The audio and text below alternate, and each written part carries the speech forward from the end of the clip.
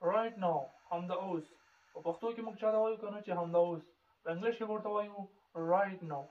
I don't have much time right now. زما سره اوس ډېر وخت نشته، یعنې زه اوس ډېر وخت نه لرم. promise وعدې ته وایي. په انګلیش کې موږ promise وایو، په پښتو کې موږ ورته وعده وایو. I can't promise but I will try. وعده نشم کولی خو انشاءالله یعنې هڅه به کوم. تاسو څوک د یو کار وایي که نه، ته ورته وایي چې یاره وعده نشم کولی خو هڅه کوم. I can't promise but I will try. وعده نشم کولی خو هڅه کوم. wait انتظار ته وایي.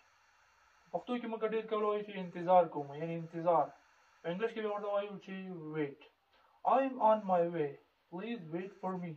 زه په لاره یم، یعنې ما ته انتظار وکړئ، ما ته معطله شي. یو معاملې یعنې یو څیز خبر وي، تاسو ورته وایئ چې یاره زه خو په لاره یم، تاسو کولی شئ ما ته انتظار وکړئ، یعنې ما ته انتظار وکړئ.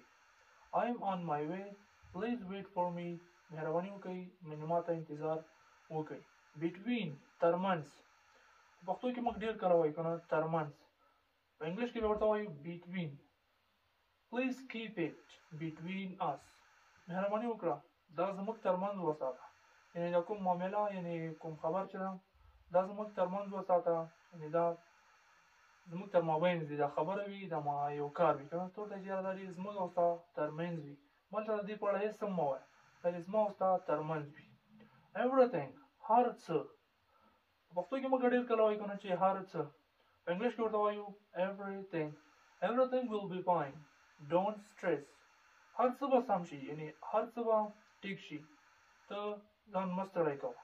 everything will be fine. don't stress. هر څه به سم شي، یعنې ته ډېر انتظار مه کوه. دا یو د انګلیش 5 هغه بنیادي او ډېرې کارېدونکې جملې چې تاسو ته موږ په دې ویډیو کې ډسکس کړې.